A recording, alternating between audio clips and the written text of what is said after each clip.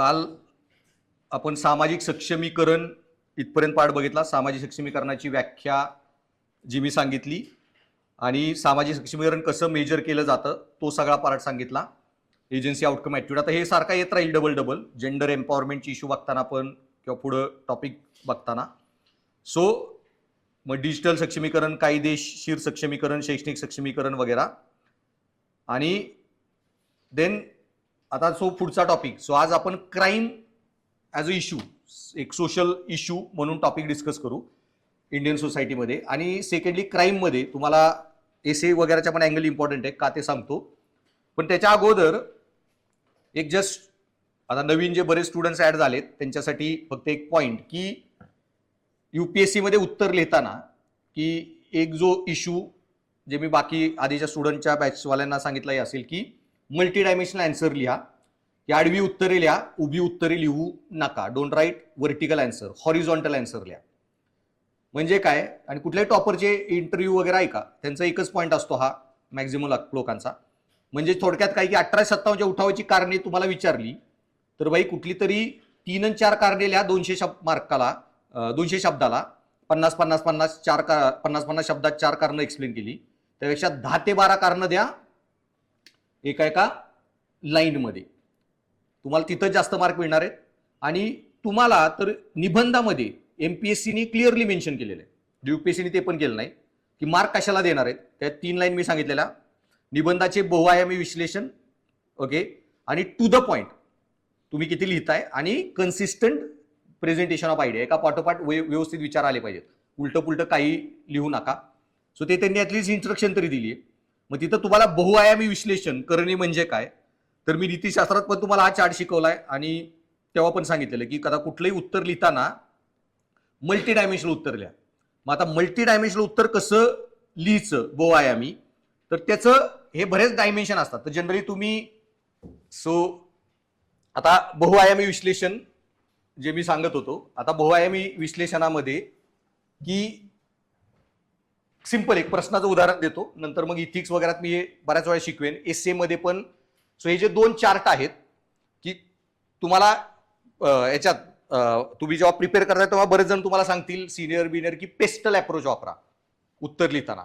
So political, economic, social, technology आणि काय राहिलं ॲटिट्यूड म्हणजे सायकॉलॉजी वगैरे किंवा लिगल वगैरे.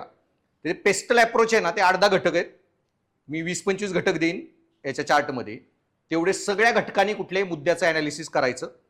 आणि एसे आला ना, अक्काच्या अक्का एसे येतो, त्यात तुम्हाला ह्या 20 मधले 10-12 घटक लिंक करून 50-50 शब्द लिहायचे. 600 शब्दाची कोर बॉडी झाली. आणि उत्तर आलं तर 2-2 लाईनमध्ये 10-12 घटक लिहा.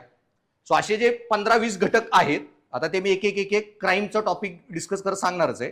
पण सिंपल उदाहरण आता तुम्हाला देण्यासाठी की बाय 1857चा उठाव.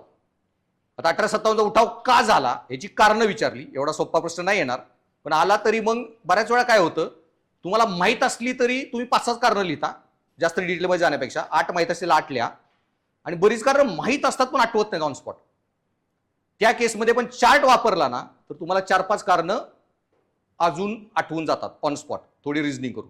मग ते कसं, आता 1857 तुम्ही सगळ्यांनी वाचला शाळेमध्ये, कॉलेजमध्ये. ज्यांनी काय हिस्ट्री अजून झालं नसेल तरी त्यांचं होऊन जाईल, त्याच्यात तुम्हाला अजून कारणं मिळतील. मग आता एक कारण बघत जायचं की चार्ट लिंक करताना की बाई जैविक, अनुवांशिक किंवा प्रवृत्तीमुळे कुठले घटक आहेत का की ज्याच्यामुळं 1857 उठावाचं काही घेणं देणं झालं. आता प्रत्येक घटक काही त्याच्याशी लिंक करायची गरज नाही. 20-1 मधले तुम्हाला 8-10 लिंक करता आले पाहिजेत. सो याचं काही घेणं देणं नाही 1857 उठावाशी. कुटुंब, पालकत्व, बालसंगोपन पद्धती, त्याचं काही घेणं देणं नाही. शैक्षणिक, शालेय शिक्षण, पाठ्यपुस्तकं, ओके, ह्याचं थोडंफार घेणं देणं आहे की ब्रिटिशनी जे मॉडर्न एज्युकेशन इंट्रोड्यूस केलं तर मॅकॉलेनी, लोकांना आपले अधिकार कळले, अवेअरनेस आलं इकॉनॉमिक सिस्टीमचं वगैरे. जी इकॉनॉमिक गोष्टींवर बोलले नाही, RC दत्त वगैरे यांची पुस्तक आली, ड्रेन ऑफ वेल्थची आयडिया आली त्यांना वगैरे. सो बेसिक आपल्याला आपल्या ह्याच्याबद्दल मॉडर्न एज्युकेशनमुळे थोडी अधिकार वगैरेची जी जाण आलं आणि त्याच्यामुळे लोक जे उठावात आले. देन पियर प्रेशर, समवयस्क गट, त्यांचा काही इम्पॅक्ट नव्हता. देन मीडिया, आता मीडियामध्ये पण तुमचा प्रिंट, इलेक्ट्रॉनिक मीडिया वगैरे, सोशल मीडिया वगैरे, हे सगळे घटक येतात. मनोरंजन, जाहिरात उद्योग वगैरे. आता ह्यांचा काही घेणं देणं आहे का तुमचं याच्या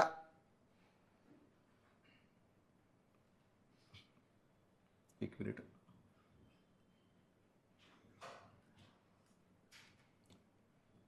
सोशल मीडिया वगैरेचं काय घेणं देणं आहे का?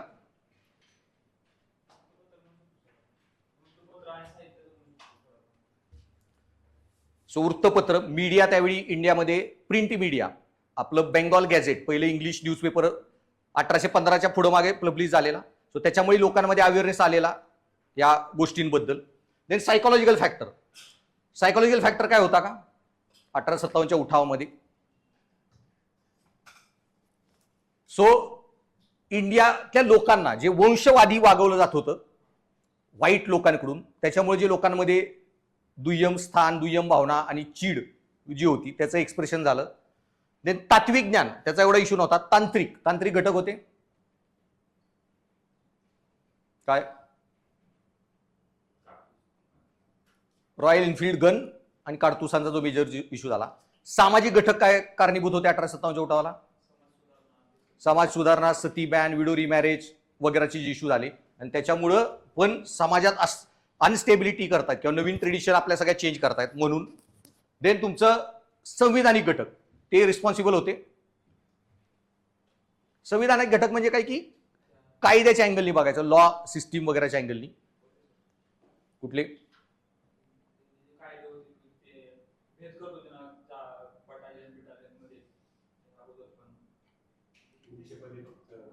हायर लोकांना वगैरे ठीक आहे. पण त्याच्यानंतर पण मेजरली इंडियामध्ये जे रेग्युलेटिंग ऍक्ट्स आले ते त्यावेळेचं कॉन्स्टिट्यूशन होतं भारतात संविधानच. आणि हे जे रेग्युलेटिंग ऍक्ट्स येऊन इंडियावर जे लॉज वगैरे आणत होते लिगल सिस्टीम. सो पहिले तुमची permanent settlement, land revenue settlement खूप ब्रुटल होत्या. सो तो लिगल सिस्टीमचा इश्यू होता. जमीनदारी सेटलमेंट. परत ऍग्रिकल्चरचं त्यांनी काय केलं तर कॉर्पोरेटायझेशन.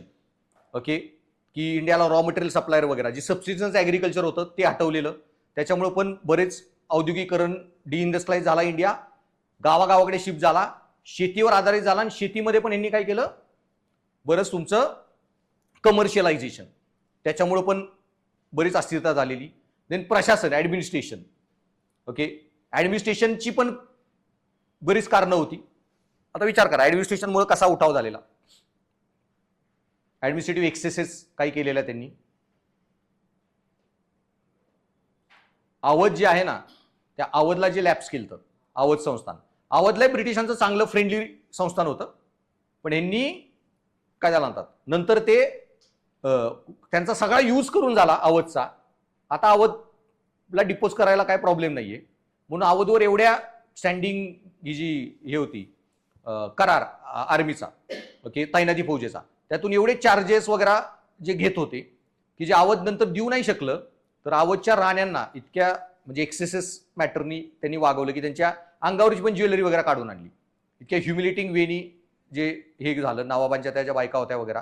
सो त्याच्यामुळं पण खूप असंतोष अवधमध्ये पसरला की इतक्या वर्ष मैत्री असताना तुम्ही असे लोकांना वागवलं वगैरे. सो ऍडमिनिस्ट्रेटिव्ह फॅक्टरमुळे पण जे 1857चा उठाव झाला.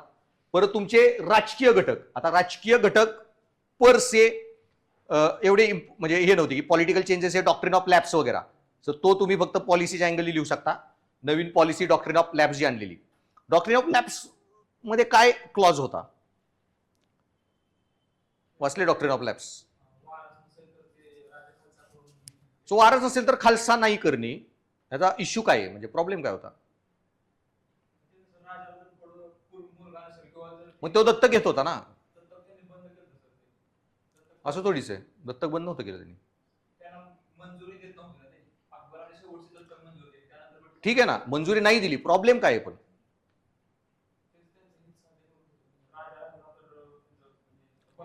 सो डॉक्ट्रिन ऑफ लॅप्स मध्ये त्यांचा पॉइंट एवढाच होता की तुमचा दत्तक घेण्याचा धार्मिक अधिकार बाळ एक मूल म्हणून हा वेगळा आहे.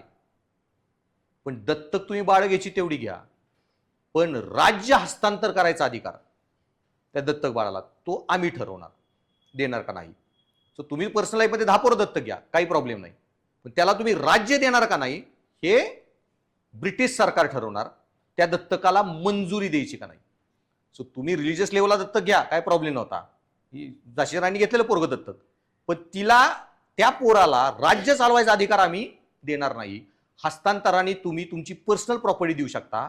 State is not the personal property, ती तुम्ही हँडओव्हर नाही करायची. हे क्लॉज डलहौसीनी त्यात लावला. आणि मग आता कोणच वारस नाही तर लॉजिकली त्या राज्याचं काय होणार, ब्रिटिशांच्यात जमा.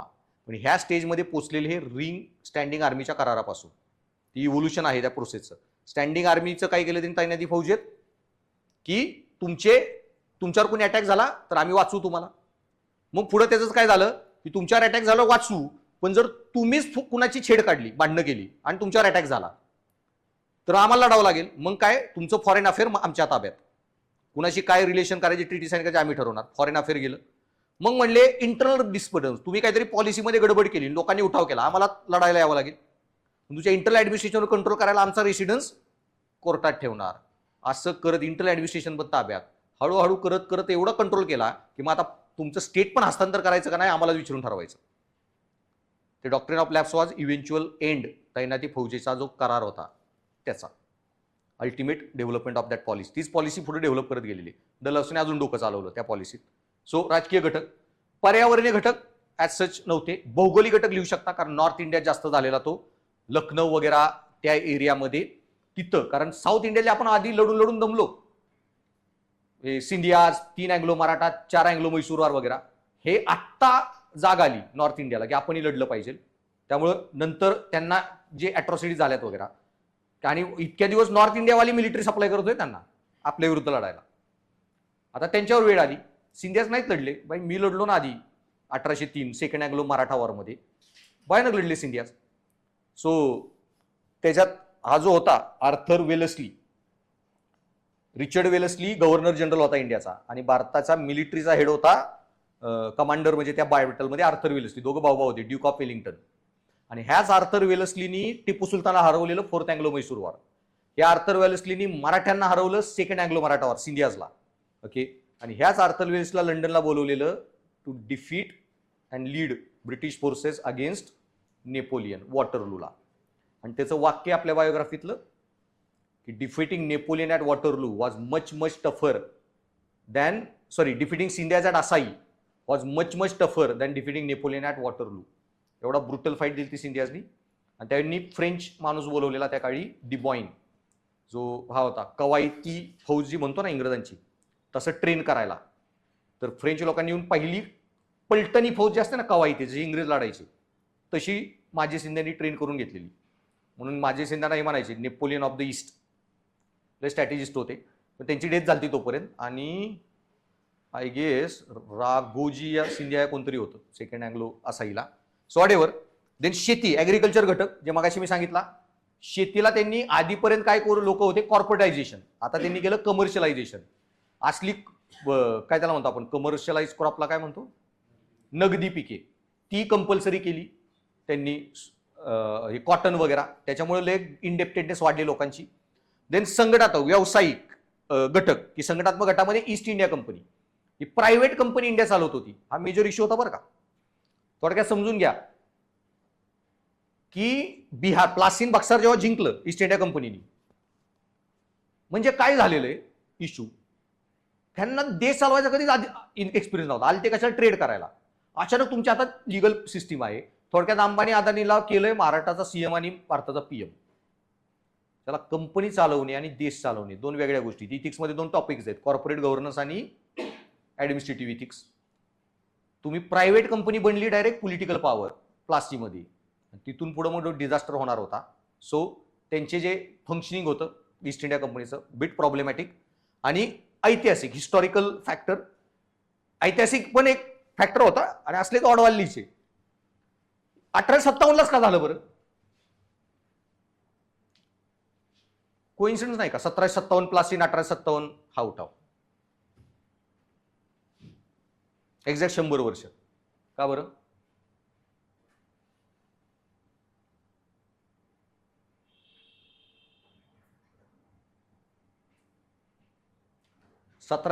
मध्ये मला माणूस कोण माहित आठवत नाहीये, पण एकाला एक्झिक्यूट केलता इंग्रजांनी प्लासीच्या वेळी अरेस्ट लोकांमध्ये. त्यांच्यापैकी कोण, त्याला शोधा, एवढा इम्पॉर्टंट माणूस नाहीये. पण त्यावेळी त्यांनी एक भविष्यवाणी केली, 100 वर्षांनी तुमच्या विरुद्ध, ब्रिटिश सत्तेविरुद्ध खूप मोठा उठाव होईल, तुमची सत्ता डिपोज केली जाईल. आता बोली भाषेत त्या कथा ज्या असतात ना, त्या ट्रान्सफर होत होत्या. लोकांना 1857 म्हणजे आता ती कथा खरी व्हायची वेळ आहे. Let's kill the British. की भविष्यवाणी लिहून ठेवली, जसं म्हणतो ना यदा यदा हि धर्मस्य, कोणतरी येणार आहे होणार आहे घटना, तसा एक इम्पॅक्ट. त्यानंतर तुमचा आंतरराष्ट्रीय घटक होते रिस्पॉन्सिबल.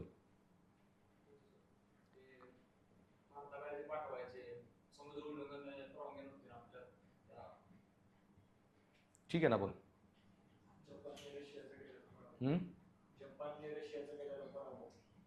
जपानने रशियाचा हा फर्स्ट वर्ल्ड वॉरच्या आधी झालेली घटना आहे, खूप वर्षानंतर अजून. जपानने रशियाचा पराभव आय गेस 1905-4च्या आसपास केलेला आहे. त्याच्यामुळेच फर्स्ट रशियन रिव्होल्युशन झालं त्या घटकामुळे. पण हे तर तो प्रभाव नव्हता. हिते ना इंडिया कोण होतं, वसाहत नव्हती. बरं झालं ऑप्शनल काढलाय, तुला कॉन्फिडेंटली कमी मार्क पडले असते. बाळानं कॉलनी नव्हती आता, म्हणजे ऑलमोस्ट त्या पॉईंट पर्यंत 1857 नंतर भारताचा पॉलिटिकल हेड कोण होता 1857च्या नंतर किंवा त्यावेळी? Was a political head. PM कोण होता महाराष्ट्र इंडियाचा? कोणाचा पीएम भारताचा? अरे पोस्टचं नाव सांगा, माणसाचं नाही सांगितलं तरी. Governor general. ह्याच्यामुळेच तुम्ही प्रिलिम नापास होणार आहात. व्हाईसरॉय आणि गव्हर्नर जनरल एकच होते, तरी पण नापास होणार आहात. अरे मी पॉलिटिकल हेड विचारलंय, एक्झिक्युटिव्ह हेड नाही. गव्हर्नर जनरल आणि व्हाईसरॉय एक्झिक्युटिव्ह होते, पॉलिटिकल होता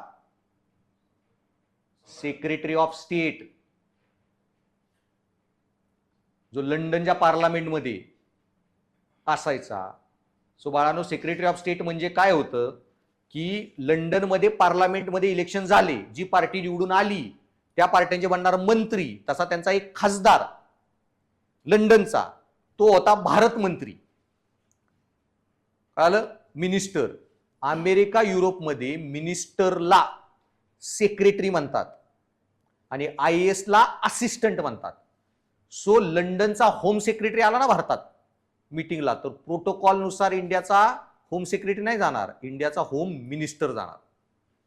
आणि इंडिया तिथं होम सेक्रेटरीचा असिस्टंट आला ना लंडनवरून, तर इंडियाचा होम सेक्रेटरी जाणार रिसिव्ह करायला. सो त्यांचे सेक्रेटरी शब्द जेव्हा येतो ना, फ्रान्समध्ये काय म्हणतात? डिरेक्टरी. फ्रेंच रिव्होल्युशन मध्ये जे डिरेक्टरी म्हणजे त्यांचा मिनिस्टरसाठी शब्द आहे, ते इक्वॅलेंट. सो हा मिनिस्टर होता, तो सगळे पॉलिटिकल निर्णय घ्यायचा. ऑन बिहाफ इंडिया कोण चालवणार? Governor general. हा IAS होता, एक्झिक्युटिव्ह. कळलं? मग भारताचा पॉलिटिकल हेड कोण आहे आज? पीएम होता सेक्रेटरी ऑफ स्टेट लंडन मधला. आणि एक्झिक्युटिव्ह देश कोण चालवते पीएमच्या on behalf? Cabinet secretary. Governor general होता इंडियाचा कॅबिनेट सेक्रेटरी. कळालं सिस्टीम? तो हा जो पॉलिटिकल सेक्रेटरी ऑफ स्टेट ह्याचा बॉस होता, तो इंडियाला काय म्हणत होते? Secretary of what? Minister of what? State. India काय होतं? State government. सो आता ते काय म्हणत होते? India is not even a separate colony. हा आमचा एक राज्य आहे. महाराष्ट्र वगैरे जशी भारताची राज्य, तशी लंडनची राज्य काय होती? Scotland, Ireland. तसं इंडिया एक राज्य आहे. आणि फक्त लांब आहे म्हणून ह्याच्यासाठी वेगळं मंत्रिपद करतोय, वेगळं ऍडमिनिस्ट्रेशन चालतंय. कळलं? आता ह्यावेळी इंडियामध्ये आयरिश सैनिक पण होते. आणि आयर्लंडमध्ये एक फेमाईन झालेला आणि खूप रिव्होल्युशन झालं, आयर्लंड सेपरेट व्हायला. आयर्लंड पुढे सेपरेट झालंच. आणि आयर्लंडच्या लोकांनी प्रचंड मारलेले इंग्रज. आणि बरेच आयरिश सैनिक इंडियामध्ये होते, जे इंडियन सैनिकांना सांगत होते असे मारलं जाऊ शकतं, बघा आम्ही लढलो. कितीतरी इंडियन सोल्जर जे खांद्याला खांदा लावून इंडियात लढत होते, आयरिश लोक. आयरिश पण त्यांच्यासाठी मग वसाहत होती, इंडिया बी वसाहतच होती. आणि ह्या ज्या स्टोरी सगळ्या येत होत्या की आमच्या तिकडे लोक कसे लढले, आमच्या एरियात काय झालं वगैरे, आणि त्याच्यापासून कितीतरी इंडियन सोल्जर्स इन्स्पायर झाले. आता याच्यावर तुम्ही गोष्टी वाचता, थोडा मग विचार करायचा, ग्लोबलायझेशनचा काय इम्पॅक्ट होता का, काहीतरी फॅक्टर लिहिता येतोय का. हे 3-4 जो ऑड लिहिणार आहे पुढचे फॅक्टर, त्याला 3-4 एक्स्ट्रा मार्क मिळणार आहे पेपरमध्ये. आणि सेम तुमचा आर्थिक घटक तर एक्सप्लॉयटेशन वगैरे सगळे पॉईंट लिहा. सो बसल्या 1857 उठावाची 8-10 कारणं दिली. सो हे मल्टी डायमेन्शनल अनालिसिस तुम्हाला खूप करता आलं पाहिजे. सो मग त्याच्यामध्ये मग आपल्याला एक जो टॉपिक आता डिस्कस करायचा आहे सिलेबसमध्ये आपला, की तुमचा क्राईम, गुन्हेगारी. ओके. सो गुन्हेगारी, पॉवर्टी, जस्टिस तिन्ही टॉपिक बघायचे आहेत. आता मी एसेच्याच अँगलनी शिकवणार आहे, त्यामुळे हा टॉपिक इथंच संपायचा आहे. क्राईमवर बरेच एसे आलेत बरं का. आणि लकी म्हणजे माझ्या बायको, त्याच्यामुळे मी तिला निबंध लिहिला लावलेला, poverty is a cause of crime and revolution. नशीब आता काय लोकांचं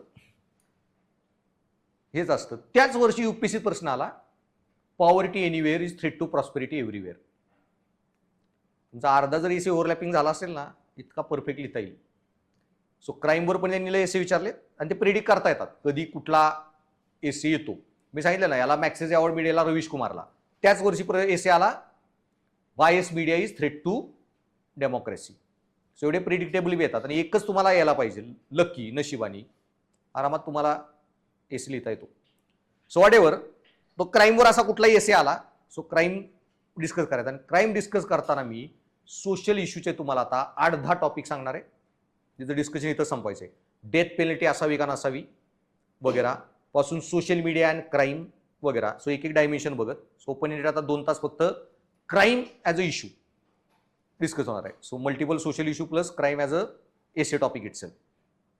सो आता यातला काही टॉपिक मी आधी इथिक्सच्या लेक्चर्समध्ये पण काही घेतले असतील, काही इथिक्सचे जे इंडिव्हिज्युअल बॅच केल्या त्या पोरांनाही घेतले असतील वगैरे, किंवा काही इंडियन सोसायटीच्या काय म्हणतात आत्ता जी इथिक्सची मॉर्निंग बॅच चालू आहे त्याच्यात पण काही जणांचे घेतले असतील. सो काही गोष्टी रिपीट होतील, पण बरेच जण नवीन जे ॲडमिशन आहेत. So I am going to teach totally from scratch. So मग पहिला टॉपिक क्राईममध्ये. आता क्राईमवर एसे आलाय ना, तुम्हाला करायचंय काय, 20 एक फॅक्टर दिलेत, 10 एक फॅक्टर, 12 एक फॅक्टर क्राईमशी लिंक करा. 50-50-50-50 शब्द क्राईमवर लिहा. 600-700 मार्काचा एसे झाला. इंट्रो टाका, मेन बॉडी टाका, सोल्युशन टाका, कन्क्लुजन टाका. 1000 वर्डचा एसे कंप्लीट करायचा. सो मग आता एक एक फॅक्टर. मग क्राईममध्ये सांगा वंश, लिंग वगैरे. क्राईमचा आणि लिंग काय रिलेशन असतं का? नाही. सो काय पॉईंट मी सकाळी मॉर्निंग बॅचमध्ये सांगितली इथिक्सच्या. भेदभाव,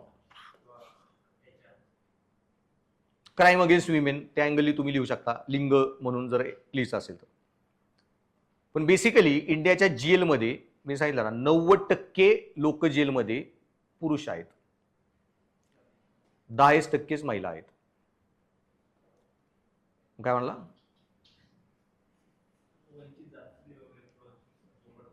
पाडन ते पण आहे, त्याला येतो मी पुढे. सो बेसिकली मी काय सांगितलं, 90% जे महिला जेलमध्ये आहेत, सॉरी पुरुष आहेत. सो पुरुष जास्त गुन्हेगार असतात वृत्तीचे. हो भारी. सो बेसिकली इश्यू एवढाच आहे ना, पुरुषांमध्ये टेस्टोस्टेरॉन ज्यादा असतं, महिलांमध्ये ओएस्ट्रोजन ज्यादा. जे मी सांगितले, पुरुष ज्यादा व्हायलंट वृत्तीनी राग व्यक्त करतात, पुरुष फिजिकल व्हायलन्सने राग व्यक्त करतात, जे इंडियाच्या इंडियन पिनल कोडमध्ये गुन्हे आहेत. महिला सायकोलॉजिकल व्हायलन्स करतात, जे मी सांगितलं, bitching about other person, gossiping, character reputation damage, ग्रुपमध्ये एक्सक्लूड करणे, न बोलणे, इग्नोर करणे, ब्लॉक करणे,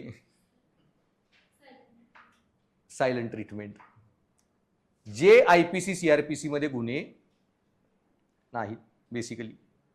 आणि मी जे सांगितलं ना की 90% लोक जेलमधले पण गरीब आहेत, ह्याचा पण इश्यू मी काय सांगितलेला, कारण रिच लोक जे गुन्हे करतायत ना ते क्राईमच नाहीये. टॅक्स फ्रॉड, हे जे स्कॅम, फायनान्शियल वगैरे, फायनान्शियल फ्रॉड वगैरे, ज्याच्यात मॅक्झिमम रिच लोक इन्व्हॉल्व असतात फिजिकल क्राईमपेक्षा किंवा बाकी ह्या अदर क्राईम्सपेक्षा. सो त्याच्यामुळं you have to be very careful with the numbers. त्यानंतर एजचा आणि क्राईमचा काय रिलेशन?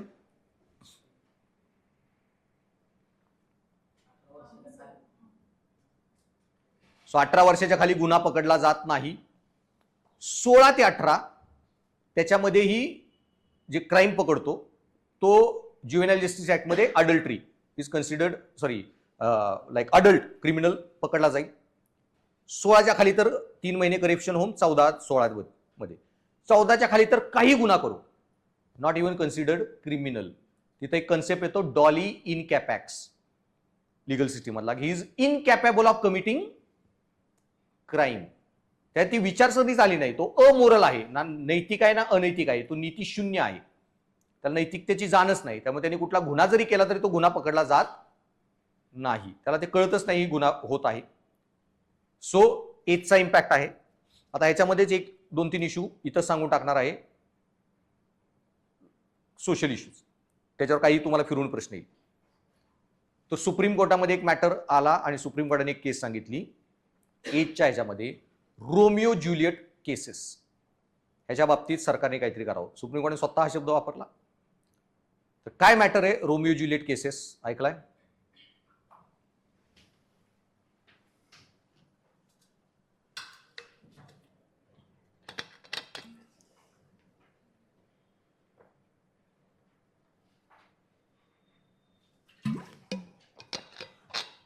कुणीच नाही ऐकला? कुठल्या मॅटरमध्ये आहे? सो इंडियामध्ये आहे पॉक्सकोला, protection of children from sexual offences act. जर 18 वर्षाच्या खालच्या मुलावर मुलीशी, जर 18 वर्षाच्या वरच्या कुठल्याही मुला मुलीनी कुठलाही फिजिकल रिलेशन ठेवलं, मग तो किती एजचा असो, तर डायरेक्ट लागणार पॉक्सको, 10 वर्ष जेल. आता बऱ्याच केसमध्ये काय होतंय, एखादा 30, 40, 50 मधला माणूस आहे, त्यांनी ब्लॅकमेल केलं, काय केलं आणि तिच्याशी संबंध ठेवले एका मुलीशी वगैरे, किंवा उलटही असू शकतं, स्त्री 30, 40, 50 मधली आहे, मुलगा 18 वर्षाच्या खालचा आहे. त्या केसमध्ये पण ओके, तिथं त्यांना 18 पर्यंत का गुन्हेगार पकडलं जात नाही कुठल्याही माणसाला, कारण तुमची विचारसरणी डेव्हलप नाही झाली आहे. आणि जर तुमची विचारसरणी डेव्हलप नाही झाली आहे, तर तुम्ही केलेली गोष्ट गुन्हा पण पकडली जात नाही ना, तुम्हाला विचार करून कुठला निर्णय घ्यायची क्षमता आहे. सो 18 वर्षाच्या खाली मग की तुम्ही मग त्यांना फसवलं वगैरे आणि सेक्शुअल एक्सप्लॉयटेशन केलं, सो गुन्हा होऊ शकतो. पण बऱ्याच केसमध्ये 18, 19, 20, 21 वयातला एखादा पोरगा असतो, 18 वर्षाखालची एखादी पोरगी असते, त्यांचं अफेअर असतं आणि फिजिकल रिलेशन असले आणि घरच्यांना आईवडिलांना कळालं, डायरेक्ट फाईल करतात पॉक्सको. आता ती पोरगी पोलीस स्टेशनमध्ये येऊन किंवा कोर्टात जरी म्हणाली ना की आमचं अफेअर होतं आणि संमतीने आमचे संबंध होते, कोर्टात ऐकलं जात नाही ना पोलीस स्टेशनमध्ये, कारण 18 वर्षाखाली तुम्ही अडल्टच नाहीये, तर तुम्हाला संमती द्यायचीच परमिशन नाही. तेव्हा तुम्ही संमती होती का नाही डझंट मॅटर. कितीतरी पोरं 10 वर्ष जेलमध्ये जात आहेत पॉक्सोमध्ये. आता कायद्यामध्ये काय आहे, तुमचा इंटेन्शन काय होतं. आता तुम्ही गाडी चालवत होता, समोर 5 माणसं आली म्हणून तुम्ही गाडीचा ब्रेक लावला, मागचा येऊन तुमच्या गाडीला धडकला आणि मेला, तुम्हाला मारायचा होता का तो? कायद्यामध्ये इंटेन्शन मॅटर करतात. तुम्ही मर्डर रिव्हेंज मध्ये केलाय का सेल्फ डिफेन्स मध्ये केलाय, इथं त्यांचं इंटेन्शन होतं का तिला एक्सप्लॉइट करायचं त्या पोराचं. ओके, ते आता टीनेजर आहेत, दे ॲड अ रिलेशन इश्यू. आणि ह्या केसेस मग बऱ्याच सुप्रीम कोर्टात जातात, कारण ह्याच्यात कायदा तर कायदा आहे, कोण जज काय हायकोर्ट जज किंवा डिस्ट्रिक्ट कोर्ट किंवा तेही काय करणार नाहीयेत, पोलीस वगैरे. घरचे म्हणले नाही पॉक्सो, पोलीस काय तिथं काय बोलू नाही शकत. नाही यांची हे नव्हती, ते पोलिसाचं काम नाहीये, तू एक्झिक्युटिव्ह आहे, तुझं काम FIR फाईल करणे. आणि या केसेस प्रचंड वाढलेल्या आहेत, ज्याच्यावर तुम्हाला प्रश्न येऊ शकतो, रोमिओ ज्युलियट केसेस. मग सुप्रीम कोर्टाने सांगितलं याच्याबद्दल काहीतरी करा. ओके, सो पॉक्सकोमध्ये जर ब्लॅक, आता ह्याच्यामध्ये मग गव्हर्नमेंटचा प्रॉब्लेम काय की गव्हर्नमेंटने लॉ हटवून टाकला की 21-22 पर्यंत आम्ही हे रोमिओ ज्युलियट केसेसमध्ये पॉक्सको लावणार नाही. पण निर्भयाचं ज्याने रेप केलता ना, प्रचंड टॉर्चर करून, त्या 4-5 जण जे होते ते वजायनामध्ये रॉड बीड इन्सर्ट करून, यातला सगळ्यात जास्त तिला ब्रुटली ज्यांनी वागवलेलं ना, तो 18 वर्षाच्या खालचा होता. आणि तो सुटला काहीतरी 1-2 वर्षात जेल नंतर, आता फ्री येतो.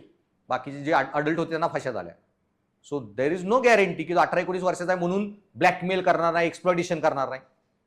सो लॉ इतकं इझी नसतं. म्हणून इथिक्सचा पेपर आहे की कसे बनवायचे नाही बनवायचे, आणि त्याचे लिगल पॉलिटिकल रॅमिफिकेशन, कायदेशीर नैतिक काय परिणाम होता समाजावर ते बघावं लागतं. So it becomes very complicated situation. So पहिला रोमिओ ज्युलियट केसेस. आता ह्याच्यात अजून एक प्रॉब्लेम आहे. सो आता हे इश्यू झाले की पेपर जेव्हा वाचताय ना, तुम्हाला त्या गोष्टी कळत जातील, मग आर्टिकल आल्यावर काय मुद्दा आहे. 16 ते 18 मध्ये पण एक प्रॉब्लेम आहे की 16 ते 18 मध्ये मुलगा आणि मुलगी आहेत आणि त्यांचं एकमेकाचे रिलेशन किंवा मुलगी 16च्या खालची आहे असो. आता काय करणार? आता ह्याच्यामध्ये दोघे ज्युवेनाइल आहेत, पण पॉक्सको मधला गुन्हा काय आहे? हा हिनस क्राईम मध्ये येतो की लहान मुलांचं सेक्शुअल एक्सप्लॉयटेशन. मग 16 ते 18 मध्ये ज्युवेनाइल जस्टिसमध्ये एक एक्सेप्शन आहे. जर तुम्ही भयानक गुन्हा केला असेल तर तुम्हाला अडल्ट ट्रीट केलं जाऊ शकतं. आणि बऱ्याच केसेसमध्ये मग 16-18 मधले जरी हे असतील बॉयफ्रेंड गर्लफ्रेंड, घरचे पोलिसांना पैसे देऊन ज्युवेनाइल जस्टिस बोर्ड काय नीट काम करतो याची गॅरंटी नाही. ओके, 300 शब्दाचा निबंध काय असं लिहिता होय, अकाउंटवर त्याचे किती पैसे गेले ते बी बघा, कुठून कुठे किती पोचले ज्युवेनाइल जस्टिस बोर्डवाल्यांनी. जे 300 शब्दात निबंध लिहून 2 लोक मारले तरी गाडी खाली सोडलं, एखाद्याला त्यांनाही पैसे देऊन टाकले आणि पॉक्सच लावायचा याच्यावर, अडल्ट ट्रीट करा. भले मग ती पोरगी येऊन म्हणली की आमचं अफेअर होतं, काय होतं, पॉक्सको लागू शकतो. आणि ह्या Romeo Juliet cases is becoming very problematic issue. आता सगळ्या केसमध्ये मग काय करते फॅमिली, पोरग 10 वर्ष कुठे जेलमध्ये पाठवणार, एवढं लहान आहे, 17, 18, 19, 20 वय असेल तर सुप्रीम कोर्टापर्यंत जातात. आता सुप्रीम कोर्टाला एवढंच काम आहे का की सगळे रोमिओ ज्युलिएट केसेसचे हिअरिंग ऐकत बसा? म्हणून कोर्टाने गेल्या वर्षी ऑर्डर दिली आहे पार्लमेंटला, ह्याच्याबद्दल काहीतरी करावा, क्लॉज ठरवा, काहीतरी रूल ठरवा वगैरे, काय करायचं. सो मग आता गव्हर्नमेंट त्याच्यावर काही करू शकते. प्रॉब्लेम बरेच आहेत. मग मे बी लॉ तसाच राहील, पण इन्स्पेक्टरला पॉवर राहणार नाही निर्णय घ्यायची. मिनिमम डेप्युटी कमिशनर त्या FIR करून घेऊ शकतो, फक्त त्याच्याच ऑर्डरनी होतील वगैरे.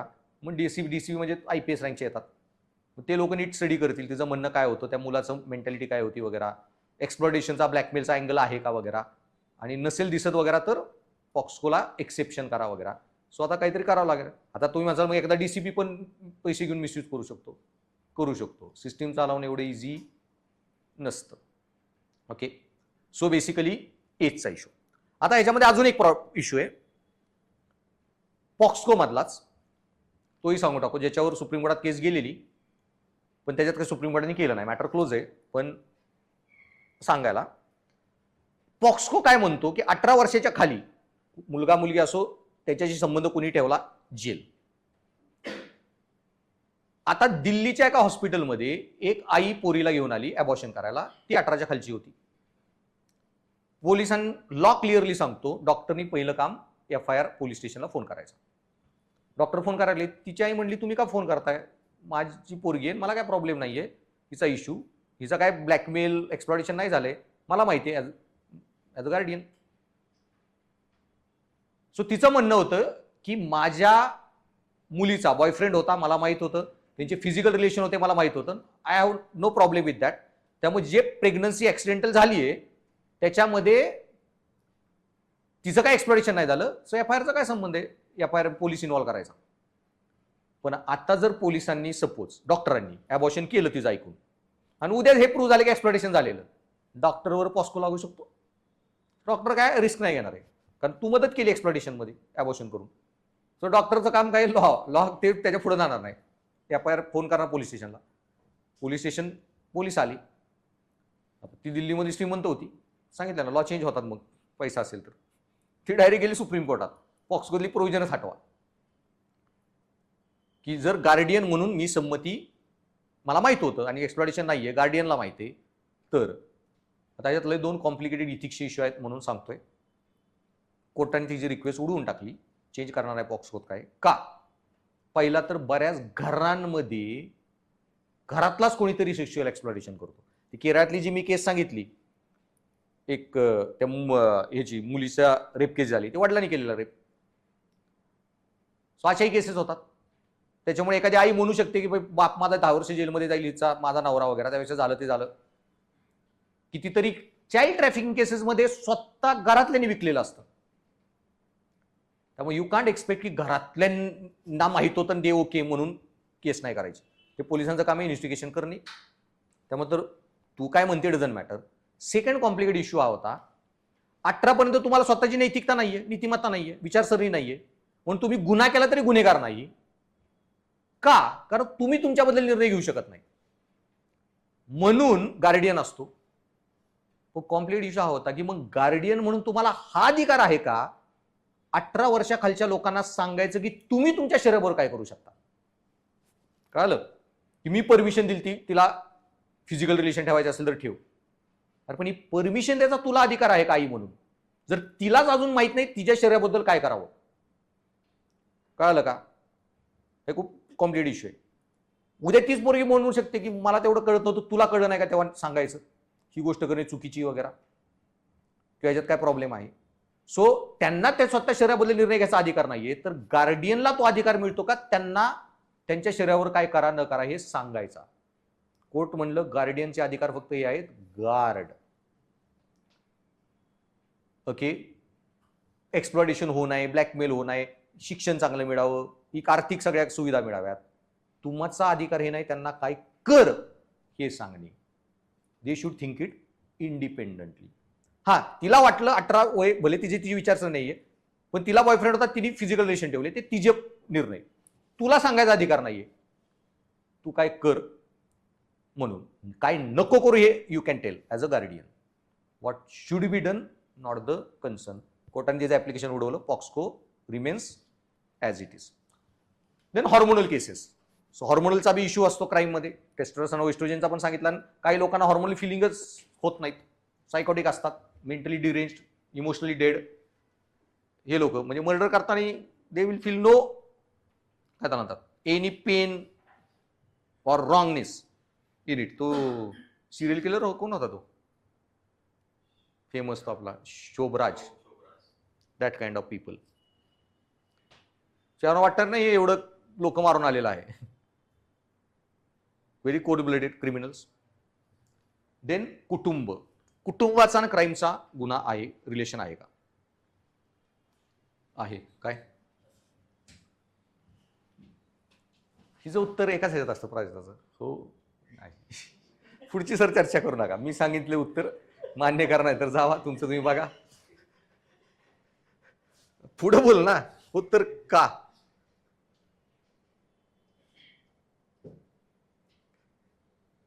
आता बेसिकली इथंच मी एक टॉपिक पुढे सांगणार आहे, death penalty.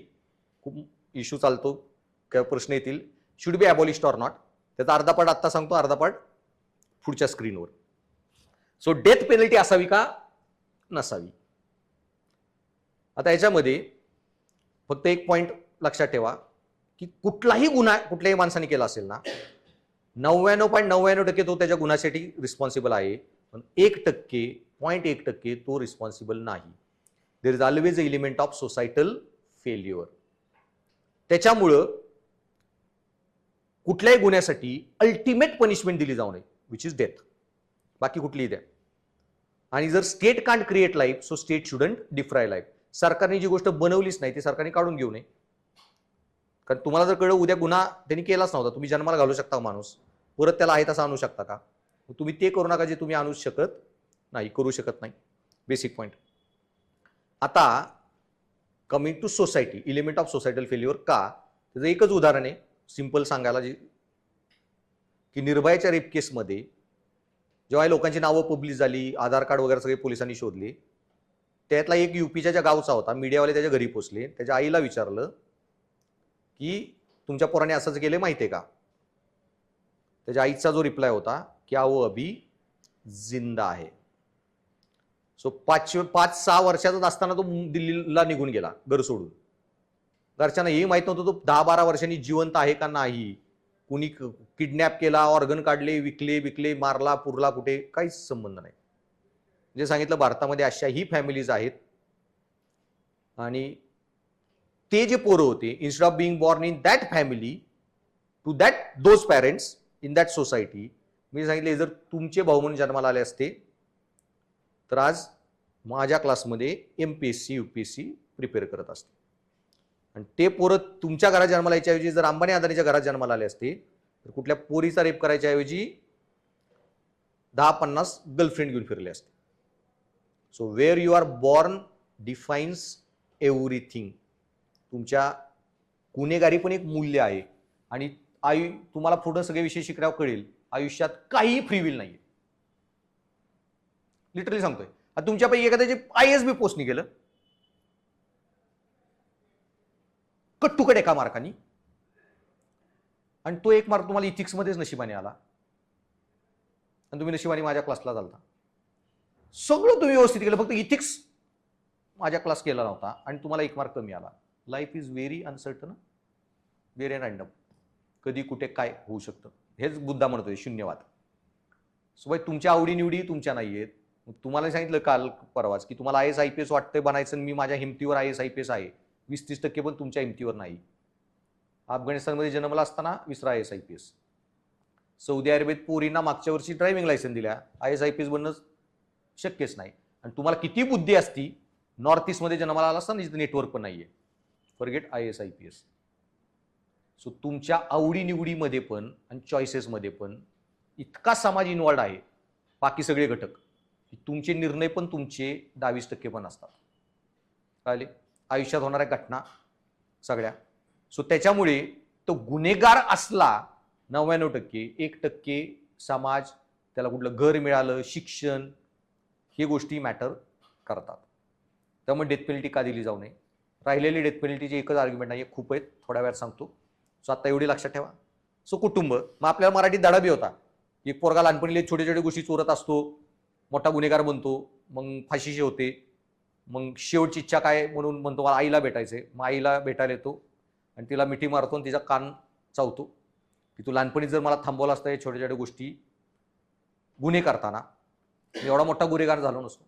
So basically Laden का बेटा लादेन बनेगा, nothing you can do about it. The society, तो काय शिकला तिथं सगळे रॅडिकॅलिझम, तेच आयडियाज, गुन्हेगार पण तसाच बनणार. So where you are born and what you think. Then peer group. आता पियर ग्रुपचं पण मी सांगितलं गुन्हेगारीमध्ये. So cigarette, smoking, drinking, most of the habits या पियर प्रेशरमुळे येतात. आणि पियर मेंटॅलिटी क्राईममध्ये खूप डेंजरस आस्पेक्ट आहे. का? कारण निर्भयाच्या केसमध्येच जर कोणी एकटा असताना त्या गाडीमध्ये तिचा रेप केला असता, मर्डर केला असता, गेला असता, 4-5 जण होते ना, म्हणून जे तिला टॉर्चर करत बसले, वजानात रॉड इन्सर्ट करा, मोकळ्यात टॉर्चर करत 1-2 तास काही कारण नसताना सोडून तिला दिला असताना दवाखान्यात जाऊन वाचली असती. ही जी मेंटॅलिटी आहे ना, म्हणतात मॉब मेंटॅलिटी. सो काल जेनझी प्रोटेस्टमध्ये जे पोलिसांना जाऊन जाऊन मारत होते ना, हा एकटा पोलिसापुढे आवाज बी करणार नाही. Mob mentality. So peer pressure भयानक स्ट्रॉंग असतं. लोक अशा घटना करतात, जे सांगतोय ना की बाबरी मस्जिद जी पडली ना, त्या सगळ्यात पहिल्यांदा जो वरती चढलेला आणि ज्यांनी बाबरीवर हातोडा मारला, त्याचं काय झालं सांगितलं ना,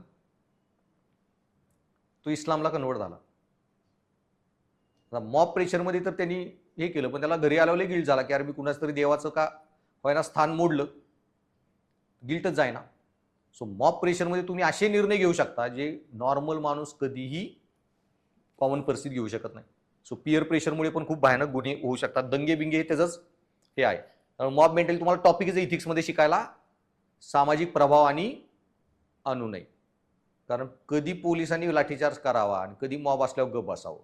तुमचा एक लाठीचार्ज भगदड घडवेल आणि 101 लोक मारेल, नाहीतर एक लाठीचार्ज तुमचे 101 मरवून घेईल. लाख लोकांपुढे काही 100,000 पोलीस काही करू शकत नाही. त्यानंतर तुमचा सोशल मीडिया. आता सोशल मीडिया आणि क्राईमचं रिलेशन मी जे सांगितलेलं की मूवीज मध्ये जे ग्लोरिफिकेशन ऑफ क्राईम चालतो, मग बऱ्याच मूवीमध्ये मी जे सांगितलं की ते पुष्पा, KGF, ॲनिमल, तुम्ही सोसायटीला काय सांगता की live short lavish criminal life instead of harsh middle class long life.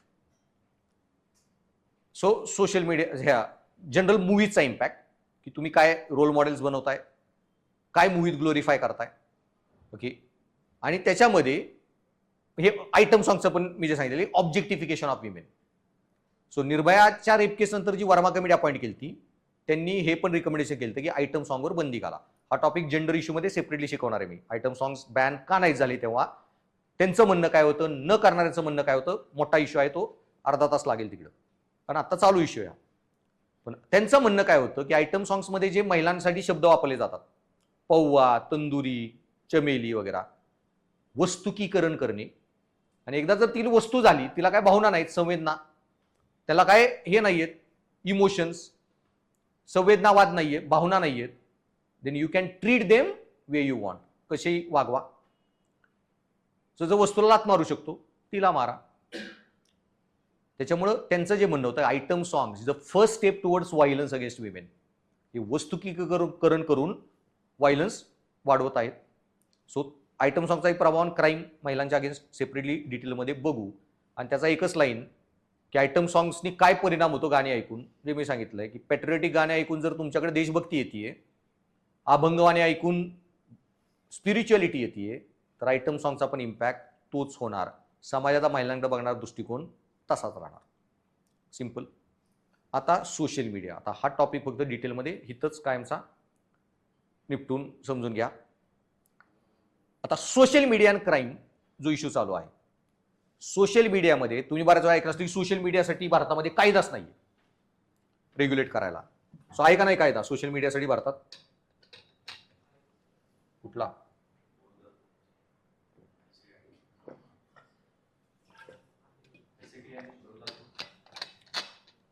IT act 2000, information communication technology act. आता ह्या ज्या ऍक्टमध्ये ना खूप कमी प्रोव्हिजन आहेत क्रिमिनल ऍक्शनच्या, त्यामुळे टेक्निकली सोशल मीडिया हा खूप अनरेग्युलेटेड आहे. तर इश्यू काय होता, ICT ऍक्टमध्ये एक सेक्शन होता, तुम्ही जर सोशल मीडियावर काही लिहित असाल आणि त्याच्यामुळं काही क्रिमिनल ऍक्टिव्हिटीसाठी, section 66A of IT act, त्याच्यामध्ये जर तुम्ही सोशल मीडियावर काही लिहिलं, हा 5-6 वर्षापूर्वी मोठा इश्यू चालू होता, UPSC मध्ये महत्वाचा टॉपिक होता, प्रश्नही आलेत. तुम्ही सोशल मीडियावर काहीतरी लिहिलं ज्याच्यामुळं काय लिहिलं की hurting the sentiments of the public, भावना दुखवल्या गेल्या, तुमच्यावर केस होणार. आणि खूप घटना झाल्या त्यावेळी. मग इश्यू काय झाला, बाळासाहेब ठाकरेंची डेथ झाल्यावर मुंबईमधल्या एका पोरीनी बंद होता नेक्स्ट डे कमेंट केली की Mumbai is bandh not because of respect, because of fear. शिवसैनिकाच्या सेंटिमेंट हर्ट झाल्या. तिच्या घरी जाऊन का हॉस्पिटल वाढलाच होतं, काय तोडफोड झाली आणि तिच्यावर 66A ऑफ IT ऍक्टमध्ये केस झाली. 3 वर्षाची जेल होती त्यासाठी. पण पुढे तो इश्यू खूप वाढला आणि मॅटर हे झाला, काय त्याला म्हणतात, नंतर तो ड्रॉप केला गेला FIR. मग हे वाद वाढले म्हणून यांनी काय केलं, DYSP लेवलला पॉवर दिली इन्स्पेक्टरपेक्षा FIR करायची 66A ऑफ IT ऍक्टमध्ये. पण ह्याच्यानंतर पण एवढे इश्यू होत होते. कार्टून कोणी बनवलं पॉलिटिकल, त्याच्यावर सेक्शन 66A, पुन्हा पॉलिटिकल पार्टीवाल्यांनी सेंटिमेंट हर्ट झाली. इतक्या केसेस झाल्या की सुप्रीम कोर्ट वैतागलं आणि सुप्रीम कोर्ट म्हणलं सेक्शन 66A अनकॉन्स्टिट्युशनल आणि वाईड, बुडवूनच टाकला. ह्याच्यावर कुठली FIR होणार नाही इथून पुढे. आणि तो गेल्यापासून social media is not regulated. आता तो प्रॉब्लेमॅटिकच होता. हर्टिंग सेंटिमेंट, काही त्याची भाषा एवढी वेग होती ना, ऑब्जेक्टिव्ह मॉरॅलिटी जे म्हणतो ना, वस्तुनिष्ठ पाहिजे तुमची भाषा, लय सब्जेक्टिव्ह होती. काही लिहिलेलं हर्टिंग सेंटिमेंट. आज जर तो कायदा असताना मी तर शिकवायला नसतो, 22,000 वर्ष जेल. माझा प्रत्येक social media post, WhatsApp status कुठल्या ना कोणाचे सेंटिमेंट हर्टच करणार आहे. मी सायन्सवर पोस्ट टाकला, धर्मावाल्यांचे हर्ट होतील. मी एका पार्टीवर टाकला, दुसऱ्या पार्टीचे होतील. प्रत्येक कमेंटला माझे सेंटिमेंट तर हर्ट होतात, माझ्या घरच्यांचे बिले होतात, काही कमेंटमुळे तुमचेही होत असतील. सो भाई प्रत्येक जण केस करत बसला, मी लय लांबा जेलमध्ये असतो आज. सो पॉइंट भाई, लोकांचे सेंटिमेंट वीक आहेत, त्याला मी काय करू? मला माझा freedom of speech and expression संविधानातला, ह्याच मुद्द्यामुळे तो हटवला. याचा अर्थ असा नाही social media is unregulated in matter of crime. Police आणि भारतीय प्रशासन लय हुशार आहे, इंग्रजांकडून काही गोष्टी लय भारी शिकले, कायदे कसे वापरायचे. सो IT ऍक्टमध्ये सेपरेट प्रोव्हिजन नाही सोशल मीडियासाठी, पण पोलीस तुम्हाला जेलमध्ये टाकायला व्यवस्थित सिस्टीम लावणार. का? कारण पोलीस यूज करतात नॉर्मल IPC CRPC, जो म्हणलाय आता BNS भारतीय न्याय संहिता. मग पोलीस काय करतात, स्टॉकिंग करतात एखाद्या मुलीचं रस्त्यावर वगैरे, फिजिकल स्टॉकिंग जो गुन्हा आहे, कोणाला स्टॉकिंग करणे. तुम्ही ऑनलाईन फ्रेंड रिक्वेस्ट पाठवताय, मेसेज करताय आणि स्टॉकिंग करताय. पोलीस बघत नाहीत ऑफलाईन केलं का online. Stalking is stalking. FIR होणार IPCच्या अंडर. IPC मध्ये कायदा आहे violation of modesty of women. मग तुम्ही रस्त्यावर एखाद्या मुलीवर कमेंट केली आणि मॉडेस्टी व्हायलेट केली, किंवा मॉलेस्ट करून मॉडेस्टी व्हायलेट केली, आणि इंस्टाग्रामवर एखादी रील बनवली, कमेंटमध्ये जाऊन काही कमेंट करून मॉडेस्टी व्हायलेट केली, ती जर गेली ना पोलीस स्टेशनमध्ये, FIR सेम क्लॉजवर होणार. कळलं? तुम्ही ब्लॅकमेल फिजिकली करा चाकू दाखवून किंवा ऑनलाईन मेसेज करून, crime is a crime. Social मीडियावर पोलीस काय मागं पुढे बघणार नाही. They will fine. Blasphemy crime आहे. तुम्ही सोशल मीडिया असं काय लिहिलं की त्यामुळे ब्लास्फेमस आहे एखाद्या धर्माबद्दल, FIR will get fine under IPC. Matter एवढा आहे, अशा गोष्टी ज्या सोशल मीडियावर आहेत which don't fall under the definition of crime under IPC. म्हणजे काय? 2 उदाहरणं सांगतो.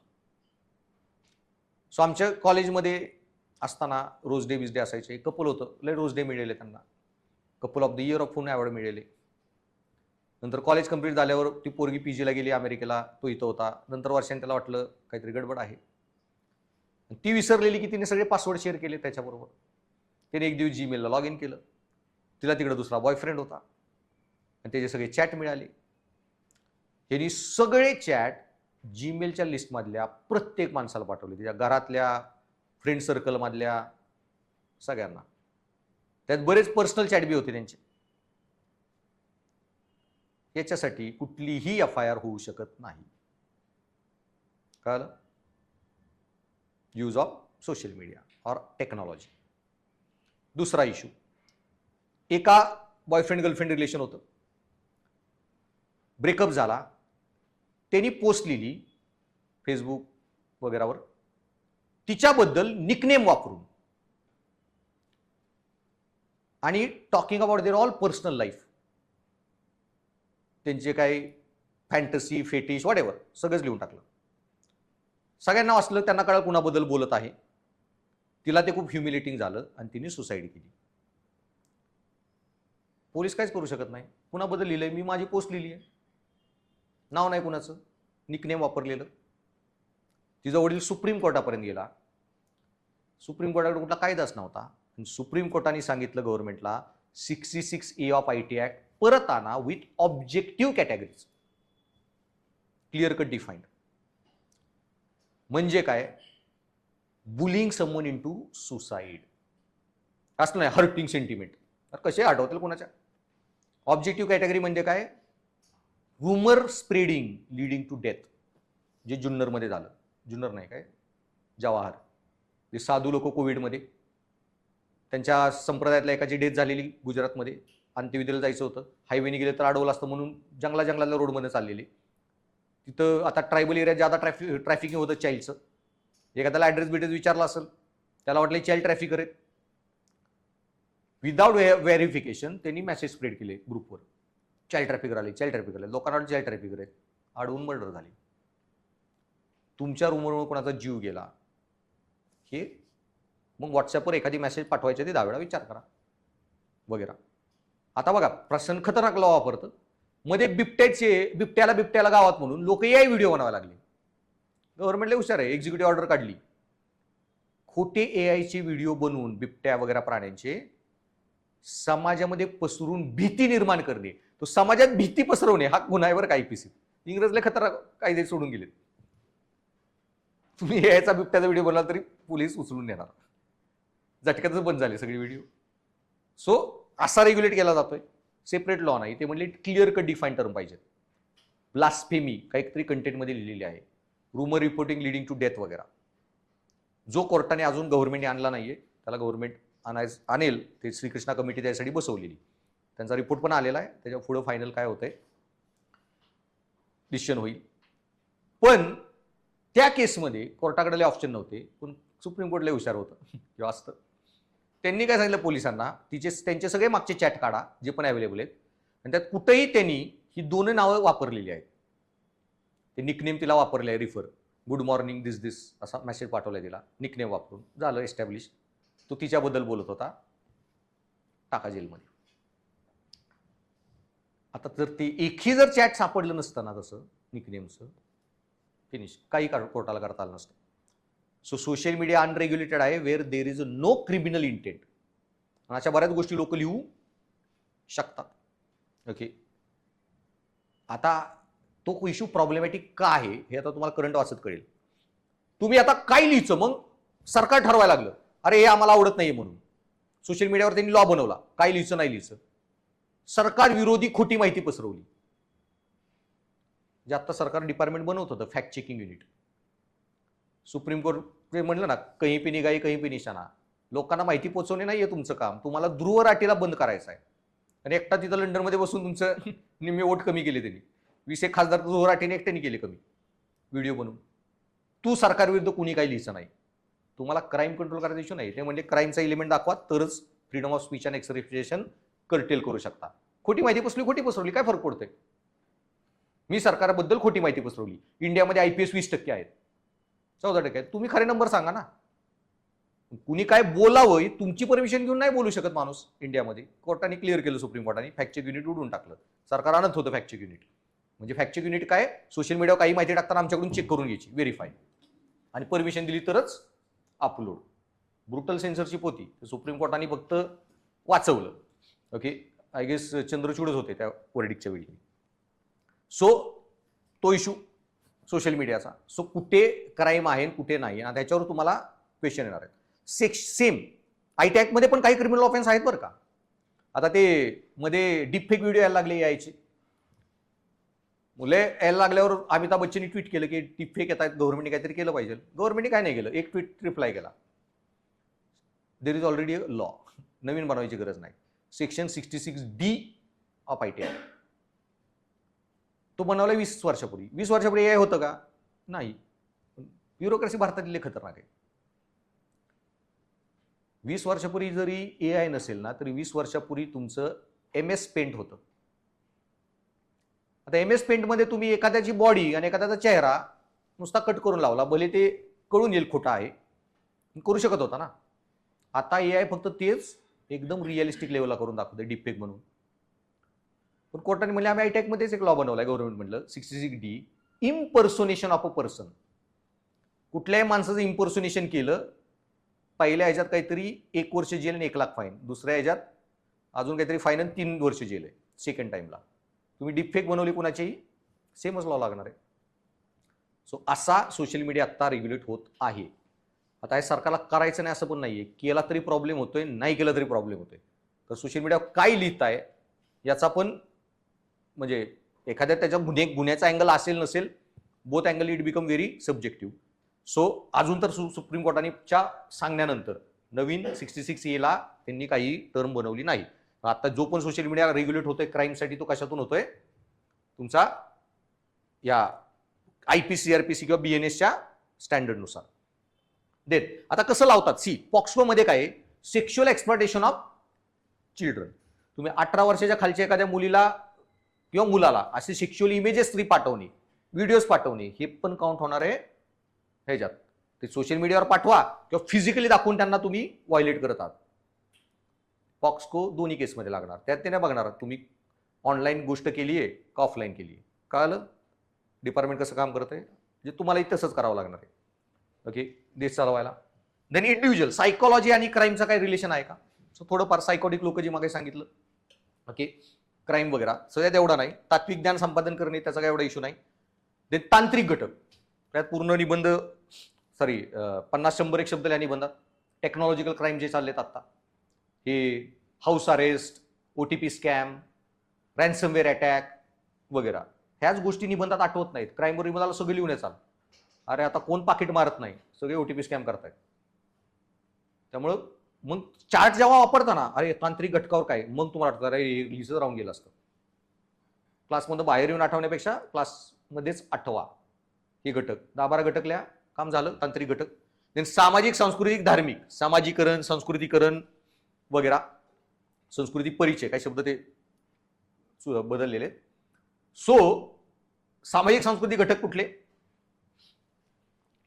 आणि त्याचा क्राईमशी काय रिलेशन आहे तुम्ही नाही. समाज खूप मोठा घटक आहे क्राईमला. तुम्ही कुठे जन्माला आला, काय हे येमेन, सोमालिया, हे जे पायरसी चालते तिथं, जे United Nation convention on laws of the sea, मी सांगितलं तिथं पायरेट्सला गोळ्या मारणं अलाउड नाहीये अंटील जे बोटवर चढत नाहीत. कारण त्यांना खायला पेलाच काही नाहीये, जगण्यासाठी ते करताय. स्टेटस फेल झालेले, समाजच फेल झालेला आहे. त्यामुळे शेवटपर्यंत त्यांना गोळ्या मारू नका. तुम्ही बोट आडवी तिडवी न्या, टर्ब्युलन्स क्रिएट करा, वरून पाण्याचे फवारे मारा वगैरे, ते बार्ब वायर लावा, पण त्याच्यानंतरही तो बोटवर आला तर मग सेल्फ डिफेन्स आहे, गोळ्या मारू शकता. पण ऑन सेम ग्राउंड की सोसायटी फेल्ड आहे. अजून काय समाजाचा आणि गुन्हेगारीचा संबंध?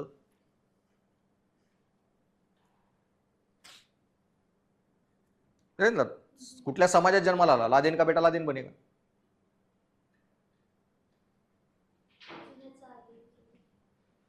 बरेच सोशियोलॉजिकली पण काही गोष्टी क्राईम असतात किंवा नसतात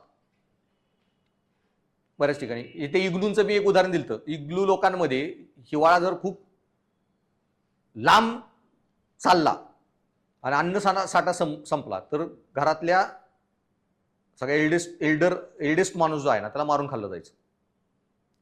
पण त्याच्यासाठी तो गुन्हा नाही बरं का त्यांच्या संस्कृतीत. त्या माणसासाठी तो महान हे असायचा किताब, की आज माझ्या बलिदानामुळे माझी पुढची पिढी जगत आहे. सो तुमच्या समाजानुसार पण बरेच गोष्टी ठरतात. What is crime, what is not crime. Abortion इंडियामध्ये क्राईम आहे, अमेरिकेमध्ये नाही आहे.